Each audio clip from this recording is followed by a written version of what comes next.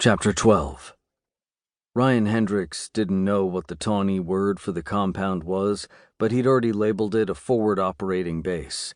Form followed function, and the dirt-filled metal barriers that made up the wall around the central buildings could have come from any human military for the last 2 centuries. The buildings were dome-shaped rather than squared off, which they might have been in a human version of the base, but it was a simple shape, easy and cheap to build.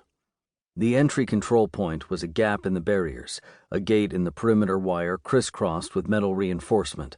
Not impenetrable if Ryan had a platoon of Marines in Aegis armor, but certainly formidable enough to worry him with a platoon of half-trained civilians and jury-rigged tawny weapons and armor, and not in broad daylight. It wouldn't have been his first choice for the timing of an attack, but as his great-grandmother had been wont to say, needs must when the devil drives, and the Tawny didn't operate at night. It was almost a religious thing with them, and for all he knew, it might have actually been part of their cockeyed belief system. But they holed up at night, closed away in their armored bunkers, their weapons out, and thought themselves daring if they sent out regular patrols.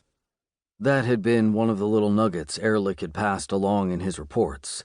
He'd seen the patrols go out and come back, and he'd seen a full company go out and not come back. Lloyd's scouts had already spotted the FOB, but it had only been occupied by a squad of regulars, not shock troopers, and they'd done no patrolling, just monitored the roads out to the farmsteads. Ryan couldn't remember the names of the farming settlements, though he knew a quick check of his link would bring the map up on his eye's HUD. There weren't much. Just a shipping center to bring in spare parts and equipment and carry out the crops, a few offices, the houses of those who worked at them, and parking lots for the cargo trucks. There had, Lloyd had told him, been talk of building a railroad out to the settlements to make the shipping more efficient, but the war had interrupted those plans, and then the Tawny had put a more permanent end to them. But the Tawny had not, so far, put much effort into patrolling the area. Until now. Until a company of shock troopers had been trucked out to the FOB, and all their equipment and supplies